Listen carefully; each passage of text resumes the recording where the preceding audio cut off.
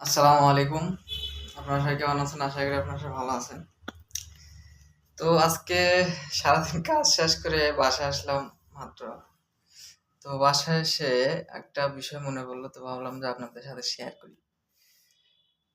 তো আগে আপনাদের দেখাই আগে, হ্যাঁ ঠিক আছে, একটু দাঁড়ান।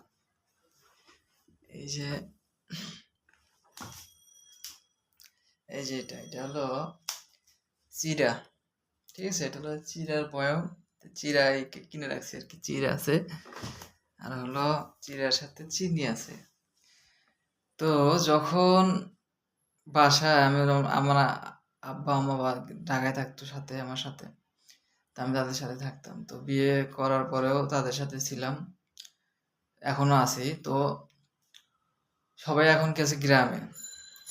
তো যখন বাড়িতে সবাই ছিল, তো তখন এই আহ, জগ মানে এক গ্লাস পানি যে নিয়ে খাবো, সেই পানি নিয়ে খাওয়ার মতো, ঠিক আছে, লোক আমি ছিলাম না আর কি।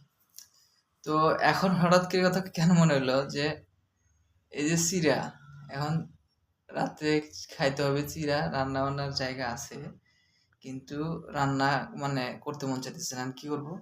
চিড়া খাইতে হবে। আর যখন মা ছিল, আমার বাসায় বউ ছিল, তখন তখন কি করছি, তখন ভালো তরকারি তরকারি অনেক মানে স্বাদ হয়েছে, আমার অনেক ভালো লাগতেছে, কিন্তু তারপরেও মানে মুখ মানে কেমন দিন করছি ঠিক আছে, মানে যদিও মাঝে মাঝে দুষ্টামি করছি, মাঝে মাঝে ইয়ে করছি।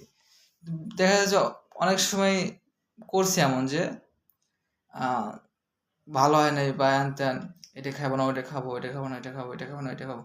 তো তাদের যে যে অত্যাচারগুলো করছি, তো এখন বোঝা যাইতেছে যে বাসার যে কাজগুলা কতটা কষ্টের, রান্না বান্নার কাজগুলো কতটা কষ্টের। যারা যতটা কাজ কষ্ট বাইরে আমরা করি পুরুষরা, ততটা কষ্টই বাড়ির ভিতরে মহিলারা করে। যে রান্না বান্নার কাজ যতটা সহজ ভাবছিলাম, ততটা কিন্তু সহজ না, ঠিক আছে। তো আজকে দেখেন, যদি সহজই হইতো তাহলে এই যে রান্না বান্না ফালায় দেখেন, চিড়া খাইতে হবে, চিড়া দিয়ে চিনি, গুড় আছে, চিনা দিয়ে গুড় আর চিনি এগুলো দুটো দিয়ে খাওয়া যায়। তো এটা খাইতে হবে। তো এই আর কি শেয়ার করার জন্য আপনাদের মানে ইয়া ভিডিওটা করলাম। তো ভিডিওটা যদি ভালো লাগে অবশ্যই লাইক করবেন, কমেন্ট করবেন। ঠিক আছে, ভালো থাকেন। আসসালামু আলাইকুম।